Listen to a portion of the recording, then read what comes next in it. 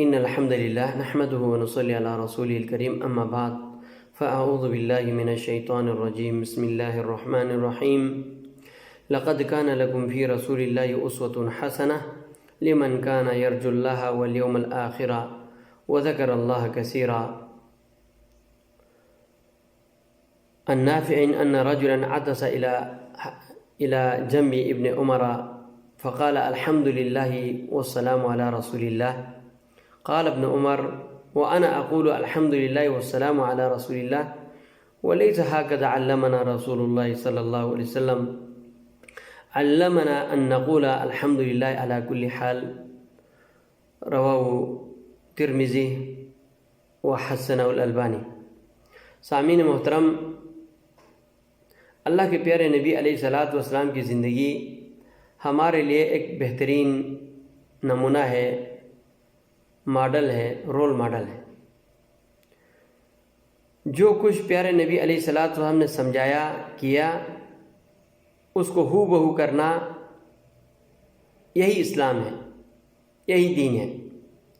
اگر اس سے تھوڑا بھی ہٹ جائے، ادھر ادھر ہو جائے، تو وہ ہمارے پیارے نبی علیہ الصلاۃ والسلام کا اسوہ نہیں ہے، ہمارے پیارے نبی کا طریقہ نہیں ہے. بہت سے لوگ اگر ایسی بات کرے تو ناراض ہو جاتے ہیں، یار تم ہر بات پہ بدعت بدعت کہتے ہیں. کیا نماز پڑھنا بھی بدعت ہے؟ کیا روزہ رکھنا بھی بدعت ہے؟ صدقہ دینا بدعت ہے؟ اتنے نیک عمل کرنا، ذکر و اذکار کرنا بدعت ہے؟ اس میں کیا حرج ہے؟ تو ان لوگوں کے لیے اللہ کے یہ آیت لقد کان لکم فی رسول اللہ اسوۃ حسنہ، اللہ کے پیارے نبی علیہ الصلاۃ والسلام کی زندگی میں تمہارے لیے بہترین نمونہ ہے. اگر اس نمونے سے، اس ماڈل سے اگر ہم نے کچھ حاصل نہیں کیا، خود بنایا، خود ساختہ دین بنائے، خود اپنا طریقہ لوگوں کو دیا، تو وہ تو قابل قبول ہی نہیں ہے، وہ تو اللہ کے ہاں غیر مقبول ہے.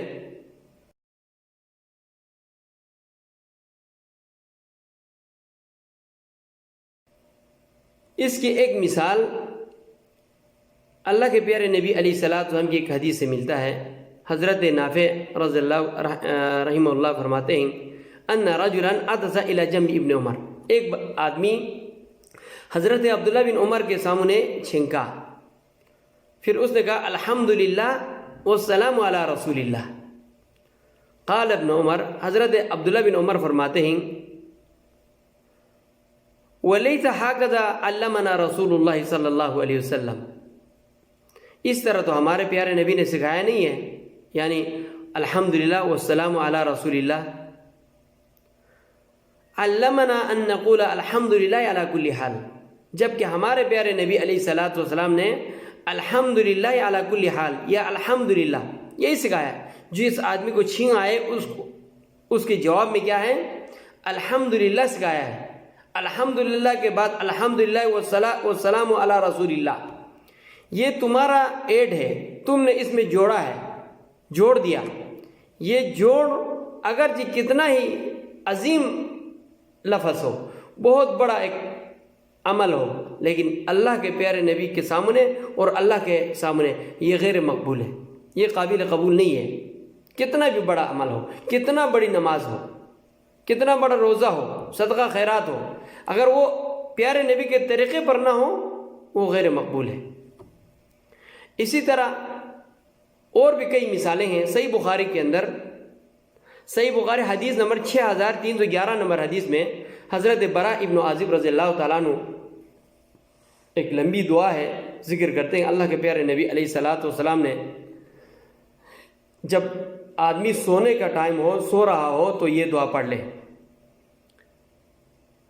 یہ دعا اس طرح ہے اللہم اسلمت نفسی الیک وفوضت امری الیک والجأت ظہری الیک رغبتا ورہبتا الیک لا ملجا ولا منجا منک الا الیک آمنت بکتابک الذی انزلت وبنبیک الذی ارسلت. یہ دعا ہے، رات کو سوتے وقت پڑھنا ہے. جو آدمی یہ دعا پڑھے گا، اگر وہ رات کو مر جائے تو فطرت پر مرے گا، وہ اسلام پر مرے گا، عقیدہ توحید پر مرے گا.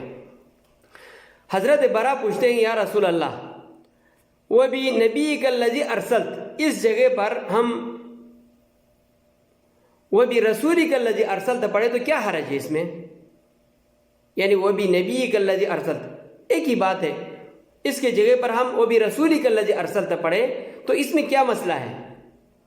تو اللہ کے پیارے نبی علیہ الصلوۃ والسلام نے کیا درج دیا؟ لا وہ بھی نبی کلذی ارسلت، نہیں، جو میں نے کہا، جو اللہ کے پیارے نبی کے مبارک زبان سے کیا نکلی ہے وہی لفظ پڑھنا ضروری ہے، یعنی وہ بھی نبی کلذی ارسلت تم کو پڑھنا پڑے گا۔ ہاں اللہ کے پیارے نبی بھی ہے، رسول بھی ہے، لیکن جو لفظ اللہ کے پیارے نبی نے جس مقام پر نکلا ہے اس کے مبارک زبان سے، جس دعا کے اندر وہی اسی الفاظ کو استعمال کرنا ضروری ہے۔ دیکھو اللہ کے پیارے نبی نے منع فرمایا۔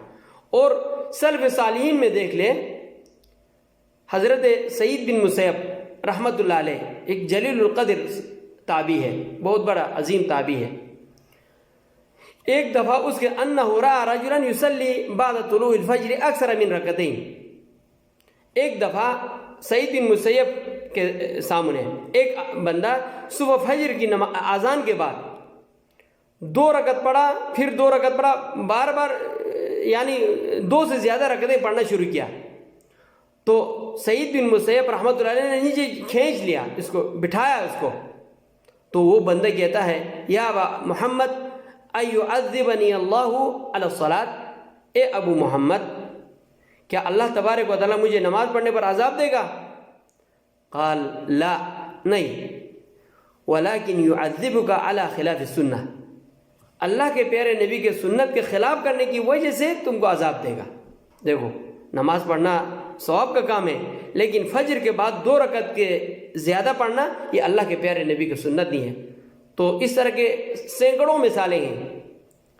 تو ہمیں اللہ کے جو بھی یعنی اچھا لگے، یہ بدعت جو ہے نا، بدعت اچھے چیزوں میں بدعت ہوتے ہیں، نماز میں بدعت ہوتی ہے، زکوٰۃ میں بدعت ہوتی ہے، صدقہ خیرات میں ہوتی ہے، روزے میں ہوتی ہے، اور کس میں ہوگا؟ اچھے چیزوں میں بظاہر اس کو وہ اچھا ہے، لیکن اللہ کے پیارے نبی کے طریقے پر نہیں ہے، اسی کو بدعت کہتے ہیں۔ بدعت اور کس چیز کا نام ہے؟ تو اللہ تبارک و تعالیٰ سے دعا ہے کہ اللہ تبارک و تعالیٰ ہمیں ہر حال میں اللہ کے پیارے نبی علیہ الصلوۃ والسلام کی سنت کی پیروی کرنے کی توفیق دے۔ وآخر دعوانا ان الحمد للہ رب العالمین۔